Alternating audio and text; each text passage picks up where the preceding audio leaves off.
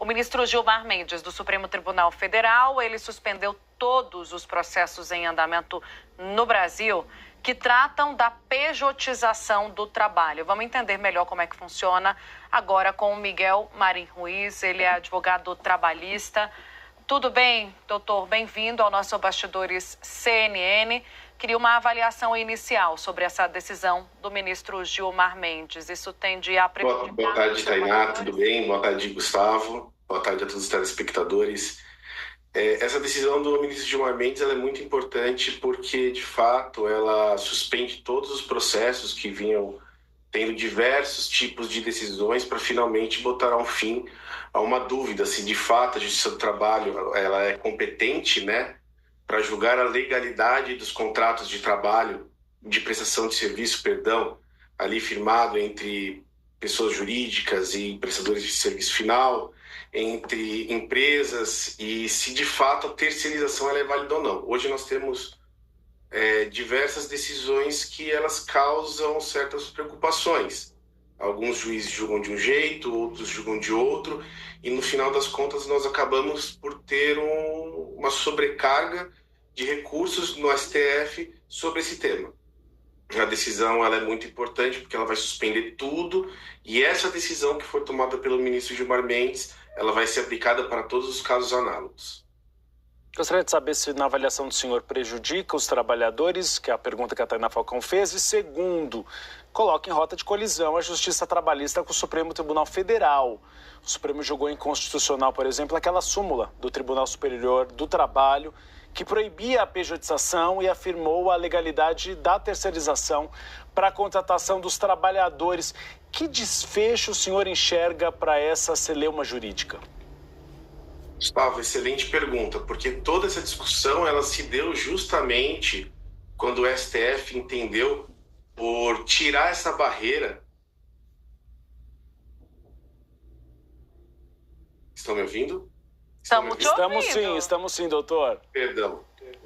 Quando o STF justamente entendeu por tirar essa barreira da terceirização da atividade fim. Hoje nós não podemos analisar todos os casos de pejotização como um caso só. Nós não podemos colocar todo mundo na mesma situação. De fato, eu entendo da mesma forma que o ministro Flávio Dino entende. Hoje nós temos a pejotização, sim, como um fator que é muito mais para beneficiar aquele que contrata o prestador de serviço, porque ele tem diversos tipos de impostos que ele não contribui, como o imposto de renda, como a questão do INSS, como a questão de FGTS, direitos trabalhistas, e isso traz um custo menor para quem faz aquela contratação. Se a gente levar em consideração os princípios do direito do trabalho, onde nós temos o empregado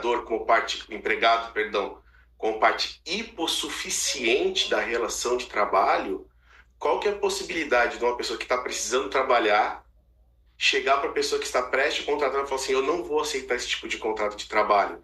Então nós não podemos colocar tudo na mesma cesta, até porque se a gente falar que a Justiça do Trabalho não tem competência para dizer se isso é uma relação de emprego ou não, a quem que o empregado vai se socorrer, entende, Gustavo?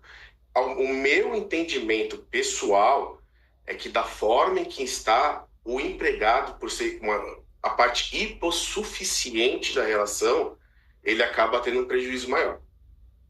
Vamos falar com Luísa Martins. Ela tem mais uma pergunta, é a nossa analista de judiciário, doutor. Contigo, Luísa.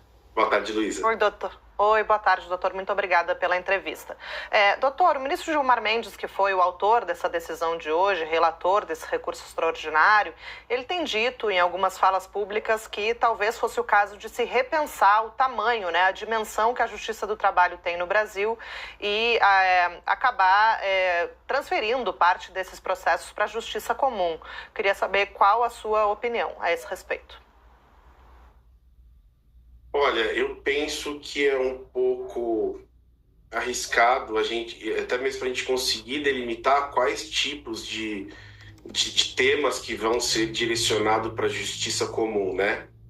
Porque, veja bem, a Justiça do Trabalho, ela consegue identificar ali se tem os pré-requisitos para a caracterização do vínculo de emprego.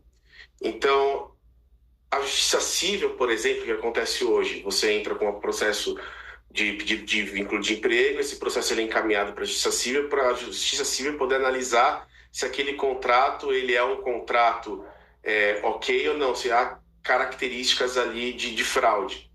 Eu não sei se outras justiças teriam essa aptidão técnica, até porque na justiça do trabalho o que prevalece é o princípio da primazia da realidade. Ou seja, será que de fato aquele empregado que está ali com o PJ, ele poderia contratar alguém para fazer a prestação de serviço por ele? Será que ele tem essa liberdade de poder trabalhar as horas que ele quiser por dia? Quem que vai definir isso? Eu entendo que a Justiça do Trabalho, de fato, é a justiça mais competente e técnica especializada para isso. Eu acho que delegar isso para outras esferas, a gente acaba colocando em risco, de fato, algumas situações e no decorrer do tempo a gente pode acabar banalizando a Justiça do Trabalho. E sobrecarregando, né, as outras instâncias que já são sobrecarregadas no país de terem mais um monte de processos.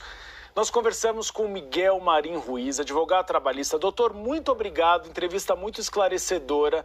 Acho que o senhor conseguiu tirar muitas dúvidas que nós tínhamos dessa decisão do ministro Gilmar Mendes. Muito obrigado pela presença, espaço sempre aberto no Bastidores CNN. Imagina, eu que agradeço pelo espaço, qualquer dúvida estou à disposição de todo mundo. Obrigado, Tainá, obrigado, Gustavo, obrigado, Luísa. Tenha uma boa tarde.